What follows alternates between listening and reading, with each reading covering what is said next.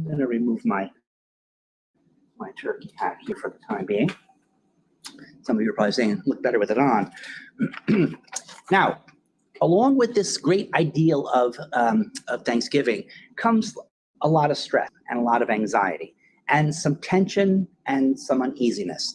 And that's why today's program is called, the Great American Holiday, Thanksgiving, a time of turkey and tension, because it is kind of a mix of that. And this tension can be brought on by travel, right? So we have to travel to our friends and relatives. And the American Automotive Association estimates that there'll be 54 million Americans traveling today and tomorrow and over the weekend for the Thanksgiving holiday. There's pressure to live up to the hallmark holiday idea of what Thanksgiving should be. There are the relatives that you can't remember the last time you got together. And then when you get together, you can remember why it's been so long since you've gotten together. There are house guests that come and take over the house. And Benjamin Franklin once said that house guests and fish are good for about 3 days. I think he was right on target. Maybe there's some guilt. Okay, or maybe a little sense of helplessness that many in the world, many around us don't have it necessarily as well as we all do. You can name your own stressors, right? Take this list or just add to it if you'd like. But let's face it, in the air, right? If there's a little tingle of tension, as well as the smell of turkey wafting from the kitchen. And there never seems to be enough cranberry sauce, but there always seems to be enough chaos. And if you're honest with yourself, you'll probably agree that you're feeling right now probably a little bit of excitement and also a little bit of anxiety. Essentially happy, but perhaps a bit unsettled. And that's all perfectly normal. Okay, that's perfectly fine.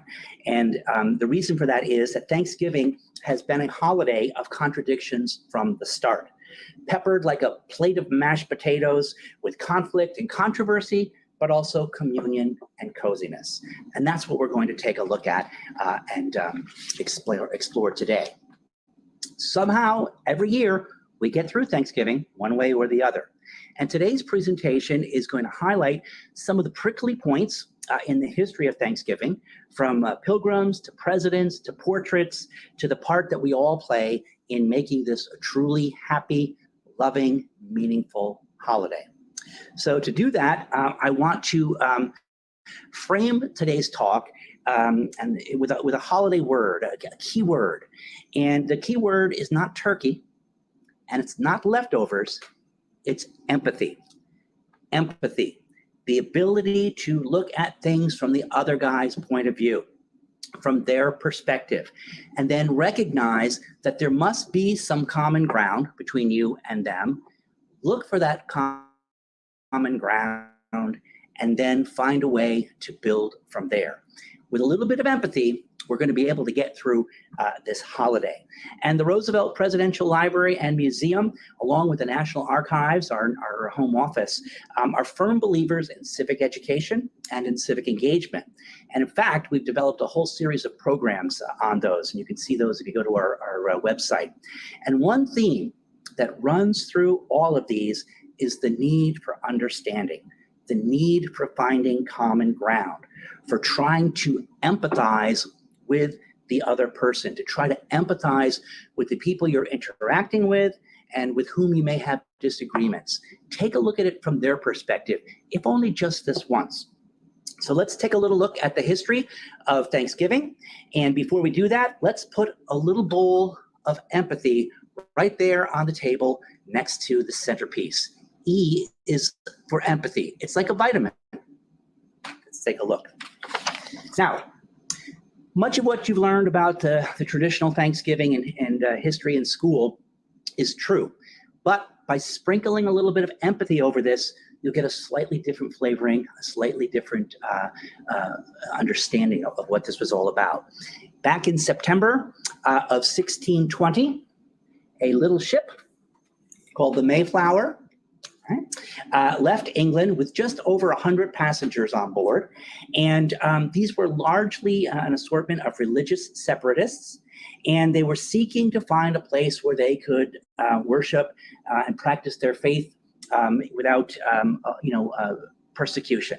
And they were wanting to make their way in the New World. So their journey to America lasted 66 rough days, 66 long days being tossed around on the ocean. The weather started getting rough and the tiny ship was tossed. Had it not been for the courage of these pilgrims, the Mayflower may have been lost. Borrow that a little bit there from another story, but you understand. They landed in what is now Massachusetts. They had been originally aiming for the mouth of the Hudson River, but they ended up there in Massachusetts, and they were very ill prepared when they got there. The first winter, in fact, many of the pilgrims stayed right on the ship and tried to weather out the winter on the ship. And on the Mayflower, they were enduring hunger and disease and cold. Oh my, hunger, disease, and cold. And then finally in March, they came ashore and they encountered some indigenous people, Native Americans. We were taught in school to call them Indians. They are not. And amazingly, these Native Americans were able to speak English. Now, the reason for this was because Columbus had come here to the New World in 1492, and there had been some exchanges back and forth between the folks in the New World and the folks in the Old World. And so there was some understanding of the English language by the Native Americans and indigenous folks here in the New World. Now, one Native American, a member of the Potawatomi tribe named Squanto, realized that these folks were in over their head. And showing a little bit of empathy, right? Understanding how they must be feeling. They're in this new world. They don't know what they're doing. They don't know what's going on here. Squanto takes it upon himself, along with members of his tribe, to begin to teach these newcomers, these colonists, these settlers, how to cultivate things like corn and how to get maple sap from the tree and make that into nice maple syrup, to avoid poisonous plants like poison ivy, right? And those kinds of things that you may not be familiar with coming to the New World, and also how to fish the rivers and the streams and to catch game and hunt game out in the forest. Now, he also helped to set up an alliance with the Wampanoag tribe of local Native Americans. And these were the folks who were here when the Pilgrims got here, and the Pilgrims were trying to establish their settlement on their property. And in the fall of 1621, a year later, after a year of bountiful harvest, thanks to the instruction of our friend Squanto, Governor William Bradford organized a feast and a festival to celebrate and share. And he invited members of the Wampanoag tribe for food and games, and it lasted 3 days, thus starting the tradition of people coming to your house and staying for 3 days over Thanksgiving. Now let's take a little look over here. What we have here is a portrait of what we all learned in grade school as a likely image of what the early and first Thanksgiving looked like. And what we'll see here are that basically it was the men of the colonies and the tribes who were the ones who were sort of celebrating. The women were cooking. Okay, surprise, surprise. And the children weren't really involved with this either. So the Native Americans came, and traditionally they sat on the ground, and the Pilgrims sat at the table, and together they shared a meal, a communion. They shared unity and this idea of community, really. And because the children are off to the side, this, of course, started off the tradition of the famous kids' table.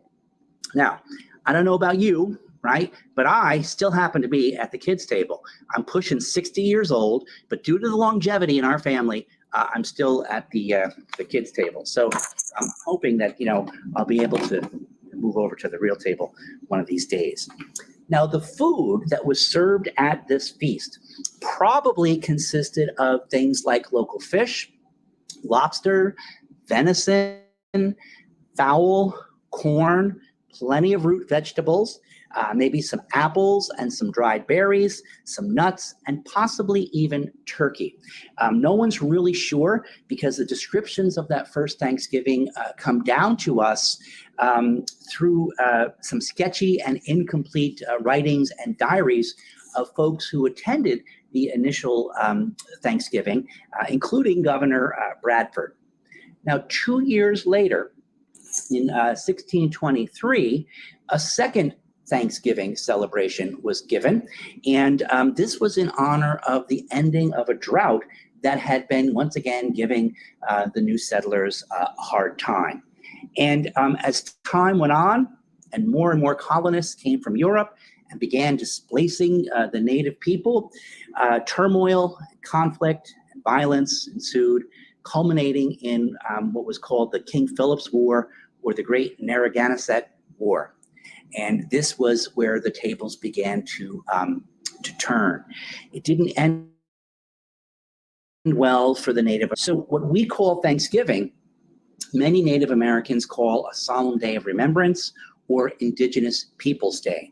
Again, take a little serving of empathy, right? Here's this event that occurred, but we're looking at it one way, they're looking at it in another way. And some people see this as, you know, the beginning of colonialism and oppression and epidemics and slavery and those sorts of things along the way. So a little dose of empathy will help us through that. Now, during the Revolution, the Continental Congress would occasionally set aside sort of days of thanks and days, of remembrance and such, based upon the tradition that was set at Plymouth, Massachusetts. And in 1789, none other than George Washington himself issued the first presidential proclamation by the national government to express gratitude for the happy conclusion of the Revolution and also the creation and adopting of the Constitution, which is held by the National Archives and Records Administration, our home office down there in Washington, D.C. Now, empathy, right? Empathy tells us that King George may not have seen this the same way as President George did. So again, let's just take a look at the other side. Later on, John Adams and James Madison would designate days of Thanksgiving as well. But Thanksgiving was not a official holiday, and it was not necessarily a regular holiday. It was something that, you know, kind of came in and went. In 1817, New York became the first of several states to adopt an annual day of Thanksgiving. And interestingly enough, the Thanksgiving holiday in up around this time, 1817 and such, this was primarily a holiday that was celebrated in New England and the upper middle states. It wasn't a big thing in the South, you know, still going back to the idea of the early settlers and the Pilgrims.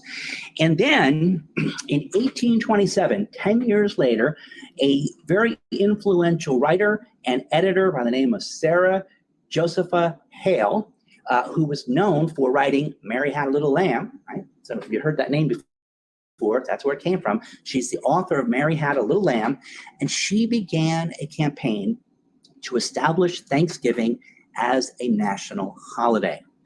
And it took 36 years for this to happen. She wrote thousands of letters and editorials and essays to members of Congress, to governors, to presidents in order to get the job done. 36 years it took her to get Thanksgiving to become an official holiday. Now, in 1863, the Civil War was raging. And Abraham Lincoln, feeling, again, this idea of empathy, empathy this time for the divided nation that was at conflict with its own self. And what he did was he issued a proclamation creating the very first Thanksgiving and official Thanksgiving. And he did this so that what he said, the widows, orphans, mourners, and sufferers in a lamentable civil strife could take that opportunity to ask God to commend them to his tender care. So he's reaching out and trying to bring this divided country together, just like the first Thanksgiving brought together the Native Americans and the settlers. This Abraham Lincoln Proclamation is looking to bring together the country in this time of turmoil.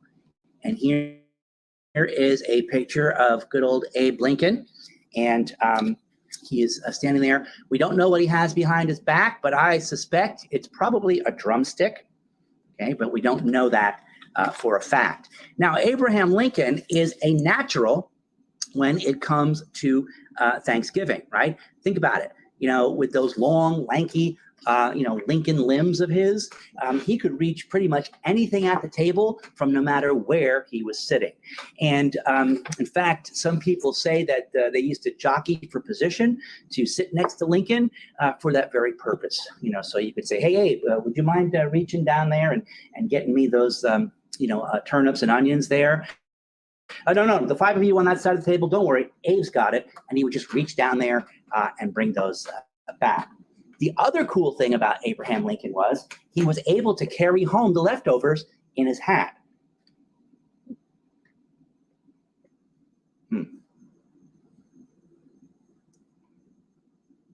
I think I just ate some 170-year-old stuffing. Is that okay to do that? No? Okay. Now, Abraham Lincoln pulls this together, and he starts this tradition of an actual Thanksgiving. So from 1863, Thanksgiving was officially set for the final Thursday of November. And that was until the Great Depression hit. And then when the Great Depression hit the United States and the world, things began to change. And that's when our guy, FDR, comes into the story.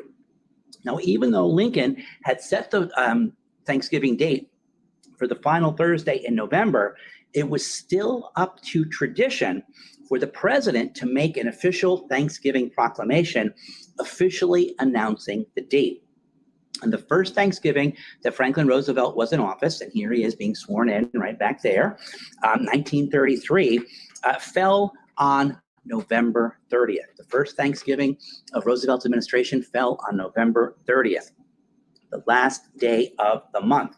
And because November had 5 Thursdays that year, now, statistics showed that most people did not do their Christmas shopping until after Thanksgiving.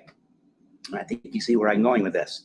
So business leaders were afraid that they would lose money during this Great Depression, during the Great Depression Christmas holiday shopping season, especially because there were only 24 shopping days to Thanksgiving, from Thanksgiving to Christmas that year. And so they asked FDR to make Thanksgiving a week earlier. Remember, he's got the power to do that because by tradition, it's just a proclamation. And they wanted to do this for the ka-ching, ka-ching of the cash registers, getting an extra week of shopping in before the Christmas holiday. Gotta love capitalism. Now, FDR ignored this request in 1933, but when in 1939, the Depression was still underway, and the folks were still suffering the effects of the Great Depression. Once again, in November, Thanksgiving landed on the last day.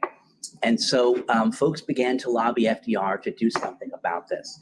And FDR, feeling some empathy, right, for the folks that needed to, get their shops an extra week of Christmas shopping, decided that in 1939, Thanksgiving would be held on November 23rd and not on November 30th. This is sometimes referred to as the year with 2 Thanksgivings, because basically all hell broke loose. And the president got all kinds of letters and telegrams and people writing in, complaining about this, talking about this. Let's see, here's a question. Congratulations on your re-election. When shall we serve our Thanksgiving turkey? 21st or 28th? And so they would get some Western Union things coming in. Here's one from New York University, who were upset because they traditionally would play Fordham in a football game on Thanksgiving. My son goes to Fordham. And the idea of this was that, hey, if you're going to mess around with the date of Thanksgiving, we've already set the date for the football game.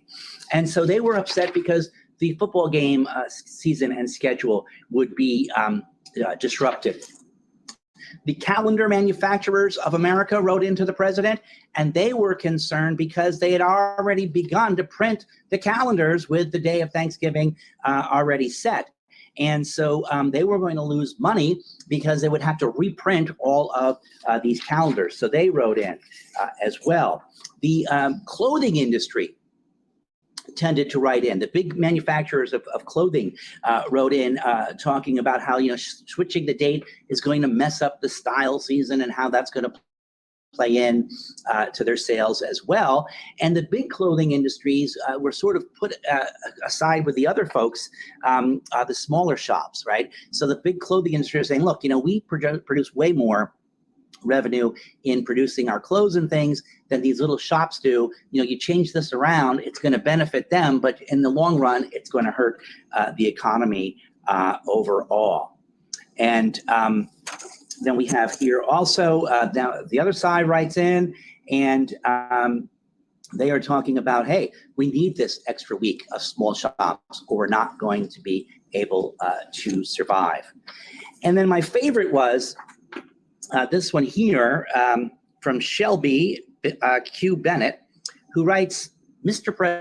President, I see by the paper this morning where you want to change Thanksgiving to November 23rd, of which I heartily approve. Thanks. Now, there are some other things I would like done and would appreciate your approval. Number one, have Sunday changed to Wednesday. Number two, have Mondays to be Christmas. Number three, have it strictly against the will of God to work on Tuesday. Number four, have Thursday to be a payday with time and a half for overtime.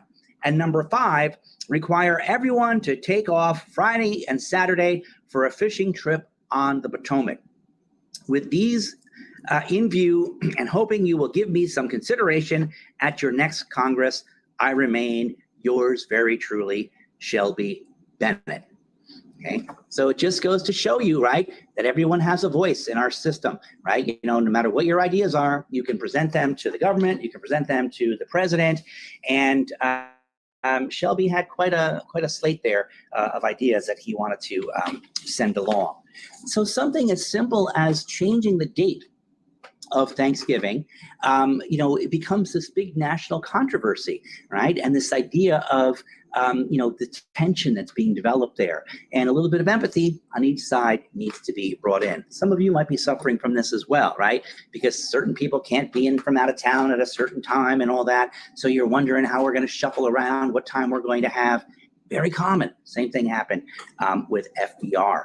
Now, some states defied President Roosevelt's proclamation, and governors declared that Thanksgiving would go ahead on the 30th.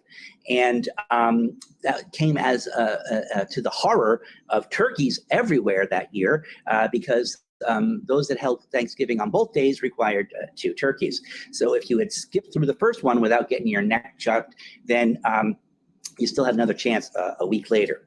So for the next 2 years, FDR observed Thanksgiving on the second to last Thursday, but the public outrage was so great that Congress passed a law on December 26th, 1941, ensuring Americans and enshrining the tradition that Thanksgiving will be held on the 4th Thursday of November. There we are. See, so this controversy about Thanksgiving goes all the way back. Was it a day of thanks and gratitude or a day of solemn remembrance? Was it a way to unify a deeply divided country? As a way of shuffling around the dates so that we can, help retailers in what's going on? Lots of controversy, but wait, there's even more. Now, on January 6th, 1941, President Roosevelt gave a State of the Union address before Congress. And most of the speech talked about the Lend-Lease program that he was working on to get England and the Soviet Union the arms they needed to fight Hitler.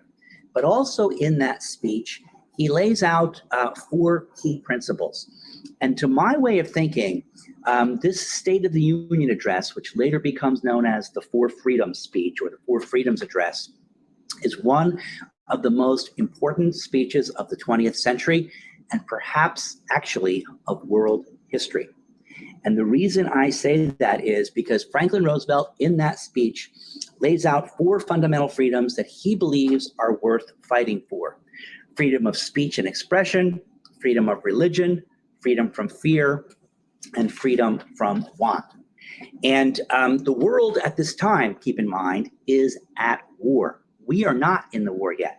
There's a war in Europe, there's a war in the Pacific, there's war in Northern Africa, but we are not yet in the war on January 6, 1941. We don't get pulled in until December 7th, 1941. But by laying the foundation of what would be worthy to fight for 11 months prior, what President Roosevelt did for the country and for the world is to lay out an alternative narrative of the narrative that Hitler was giving to the world. Hitler was offering the world the narrative of hate and murder and destruction and genocide.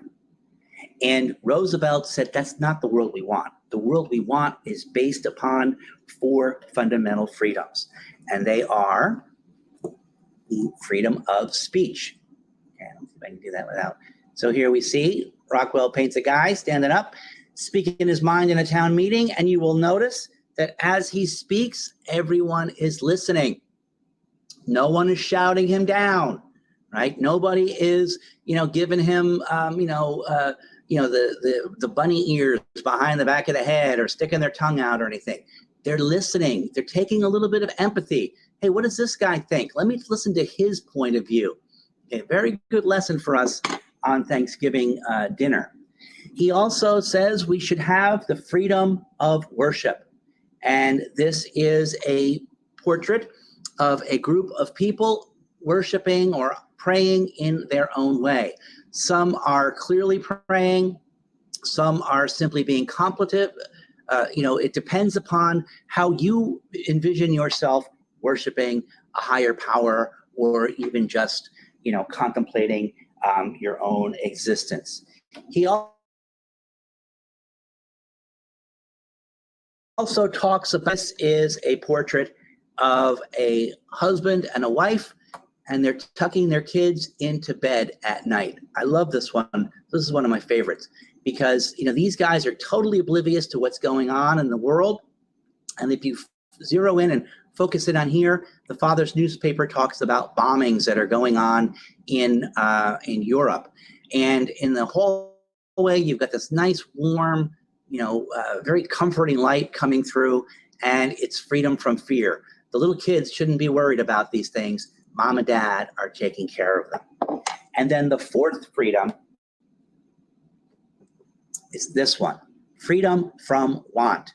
And this actually is quite controversial when it comes out. Let's see if I can get it without too much reflecting there. Let's see. Nope, that's not going to work.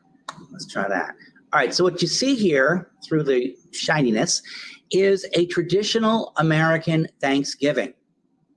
And when this portrait came out, it was controversial in many parts of the world. And the reason for that is because we see this as American abundance, but if we take a little spoonful out of our empathy jar, the rest of the world sees this as American arrogance. When this picture came out, much of the rest of the world was starving. Much of the rest of the world was, living in bombed out buildings and bombed out shelters because the war was still raging. But in this country, we were able to celebrate with this abundance and celebrate with this bountiful meal. And it's quintessentially American, but keep in mind that not everybody has that.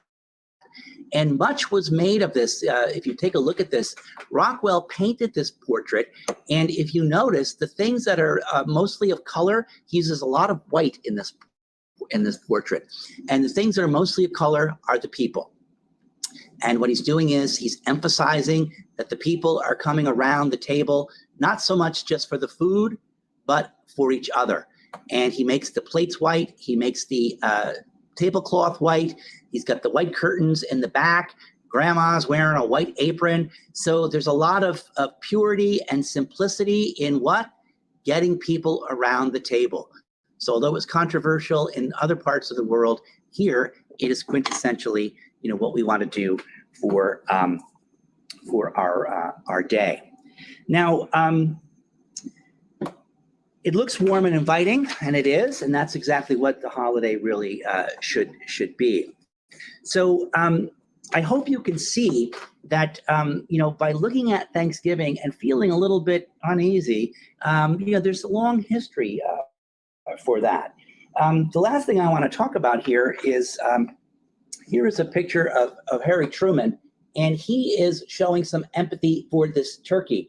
Harry Truman is credited with being the first president to pardon a turkey on Thanksgiving and to let that turkey go free and spend the rest of his days with his family and his children and such. So even, with the traditional dinner focus or the center of the dinner, a president shows a little empathy and the turkey gets to live on. So in 1620 with the Pilgrims and the Native Americans, 1789 with the United States and the British over the Revolution, 1863 Abraham Lincoln and the torn asunder country, 1939 FDR and the two Thanksgivings, 1942 Rockwell and the Four Freedoms. And on up to this day, it continues. It's a wonderful holiday. It is an American holiday. It is a day of coming together, of sharing and caring, and yes, some uncertainty and some stress. But my survival advice to you, my recipe for making it through this Thanksgiving day tomorrow is to try to give yourself a big, healthy serving of empathy. Right? Put a little empathy at the table. Put a little empathy at the gathering. Right? Try to see things from the other side, the other perspective. When Uncle Charlie sits down and he starts in, right? Take a moment and just listen to him and listen to what he's talking about, and see maybe why he's thinking that. Instead of calling him out, maybe call him in and say, well, Uncle Charlie, that's an interesting perspective. And I can understand where you've come to that, having lived your life the way you have. But I see things a little bit differently.